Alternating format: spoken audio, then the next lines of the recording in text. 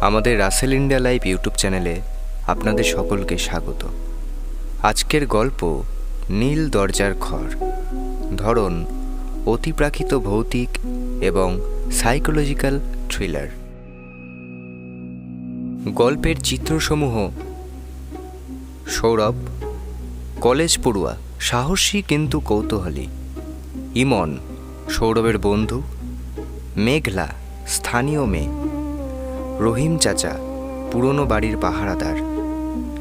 অদ্ভুত বৃদ্ধা, মহিলা আত্মা এবং শিশুকণ্ঠ। গল্প পাঠে থাকছে অরিজিৎ এবং চারিত্রিক কণ্ঠে অভিজিৎ, প্রসেনজিৎ, অরিজিৎ, অঙ্কিতা এবং তৃপ্তি।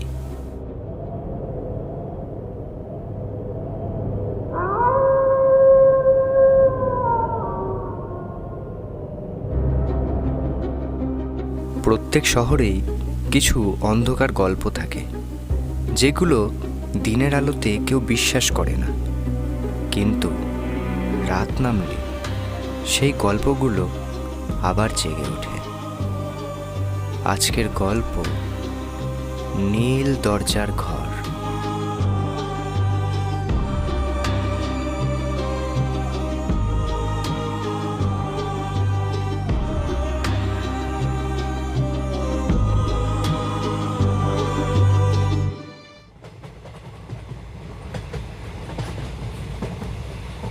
দুই বন্ধু ইমন এবং সৌরভ ট্রেনে করে কোথাও একটা ফিরছিল। হঠাৎ ইমন বলে উঠল, তুই সত্যিই ওই বাড়িতে যাবি? এবার সৌরভ বলল, অবশ্যই। এতদিন ধরে শুধু গল্প শুনেছি, এবার নিজের চোখে দেখব। লোকেরা বলে ওই বাড়ির নীল দরজাটা রাতে নিজে নিজেই খুলে যায়। ভূতের গল্প শুনে ভয় পাস নাকি?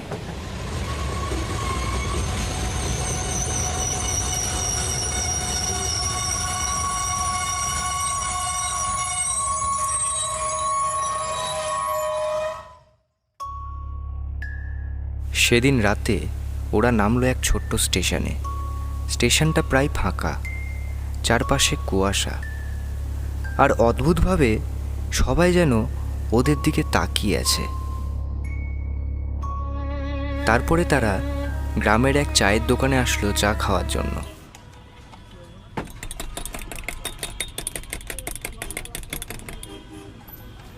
চায়ের দোকানদার হঠাৎ বলে উঠল, কোথায় যাবেন বাবুরা? পুরনো মল্লিক বাড়ি।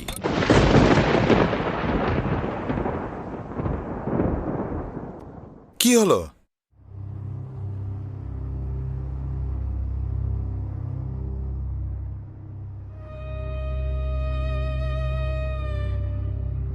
রাতের আগে ফিরে আসবেন যেন। কেন? কারণ ওই বাড়ির নীল দরজা রাত 12টার পর কোনো মানুষের জন্য খোলাই থাকে না। এবার আমরা ফিরে আসলাম সেই জায়গায় যেখানে ইমন আর সৌরভ যাচ্ছিল। সেটা হলো মল্লিক বাড়ির উদ্দেশ্যে। বাড়িটা বিশাল, দোতলা পুরনো জমিদার বাড়ি। দেওয়ালে শ্যাওলা, জানলাগুলো ভাঙা, কিন্তু সব কিছুর মাঝেও একটা জিনিস আলাদা করে চোখে পড়ে। দোতলার একটি নীল রঙের দরজা, অস্বাভাবিক উজ্জ্বল নীল।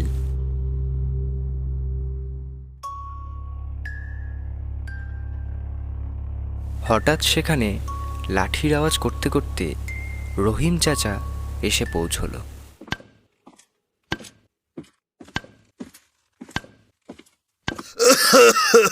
তোমরা এখানে কেন বাবা? ঘুরতে এসেছি। মিথ্যে কথা বলো না, তোমরা ওই দরজার জন্যই এখানে এসেছো। আসলে একটু কৌতূহল ছিল আর কি। কৌতূহল মানুষকে মারে বাবু। অনেক বছর আগে এই বাড়িতে থাকতো মল্লিক পরিবার। তাদের এক মেয়ে ছিল নন্দিতা। একদিন হঠাৎ সে বদলে যেতে শুরু করে। রাতে কারোর সাথে কথা বলতো নীল দরজার ওপারে কেউ যেন তাকে ডাকছে। তারপর এক রাতে সে নিখোঁজ হয়ে যায়। দরজাটা ভেতর থেকে বন্ধ ছিল, কিন্তু নন্দিতাকে আর কখনো পাওয়া যায়নি।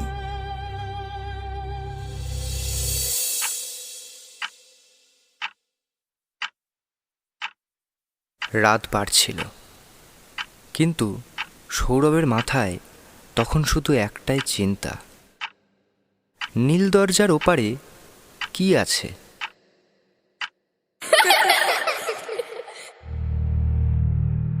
শুনলি? হয়তো বাতাসের শব্দ।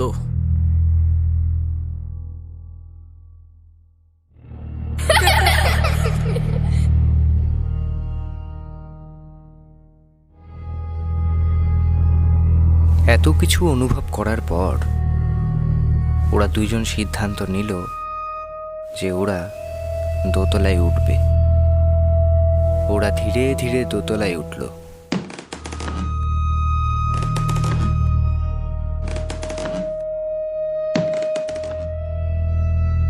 তারপর সেই নীল দরজাটা আস্তে আস্তে নিজে নিজেই খুলে গেল।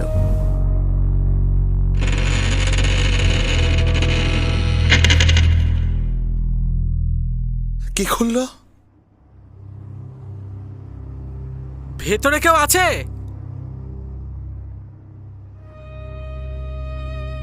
ঘরটার ভেতরে কোনো আসবাব নেই, শুধু মাঝখানে একটা পুরনো আয়না, আর দেওয়ালে অসংখ্য আঁচড়।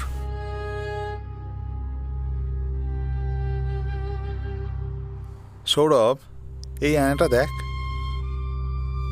অদ্ভুত, এখানে আমাদের প্রতিবিম্ব দেখা যাচ্ছে না।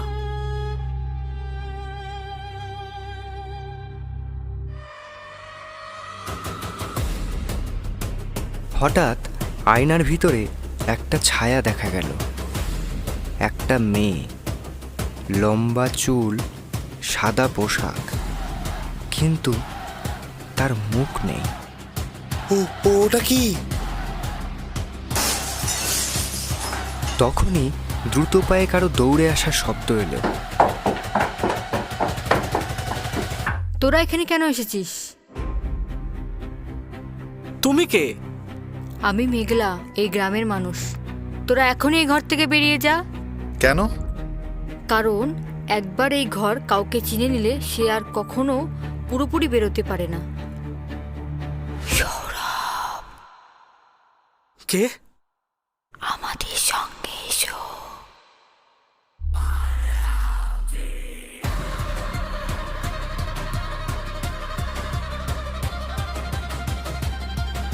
সৌরভের চোখ কেমন যেন ফাঁকা হয়ে গেল। সে ধীরে ধীরে আয়নার দিকে হাঁটতে শুরু করলো।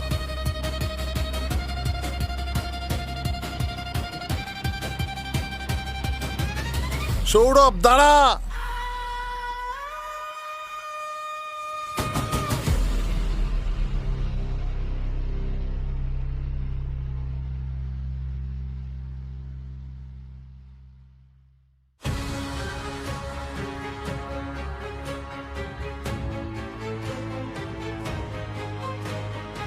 এই ঘরে একটাও আয়না নেই। এটা একটা দরজা। এটা দরজা? অনেক বছর আগে এক তান্ত্রিক এই বাড়িতে এক আত্মাকে বন্দি করেছিল, কিন্তু সে আত্মা একা ছিল না। ধীরে ধীরে সে আরও আত্মা টেনে নিতে শুরু করে।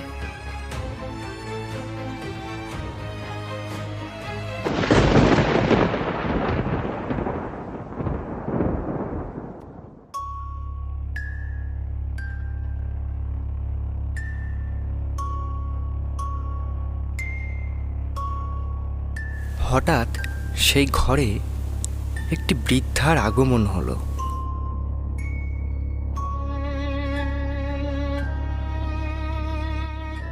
অনেকদিন পর নতুন কেউ এসেছে। আপনি কে? আমি এলাকার শেষ বাসিন্দা।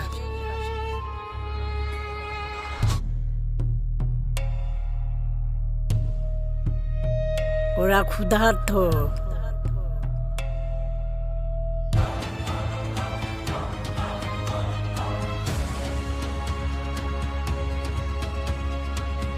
হঠাৎ পুরো বাড়িটার দরজা জানলা বন্ধ হয়ে গেল।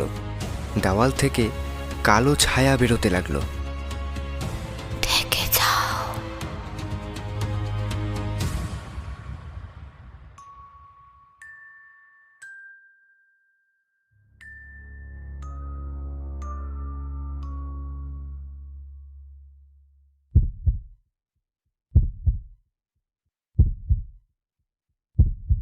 সৌরভ তখন আয়নার একদম সামনে দাঁড়িয়ে, আর আয়নার ভিতরে সে দেখল আর একটা পৃথিবী। অন্ধকার, কুয়াশা, আর হাজার হাজার মানুষ যাদের চোখ নেই।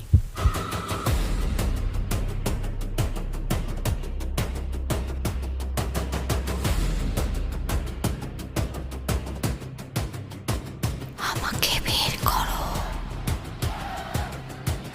তুমি নন্দিতা? আমি বেরোতে পারিনি, তুমিও পারবে না।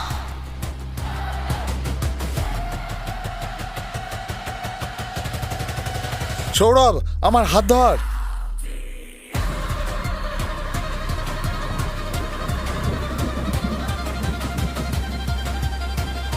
ইমন প্রাণপণে সৌরভকে টানতে লাগলো, কিন্তু আয়নার ভিতর থেকে কালো হাত বেরিয়ে এসে সৌরভকে ধরে ফেলল। ইমন, বাঁচা!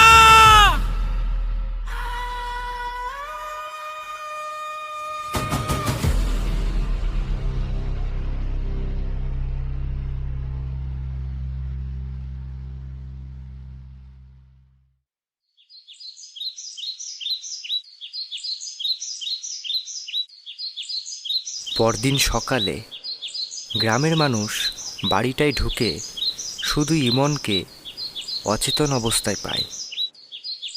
সৌরভের কোনো খোঁজ মেলেনি, শুধু সেই নীল দরজার ঘরের আয়নায় একটা নতুন ছায়া দেখা যাচ্ছিল, সৌরভের ছায়া।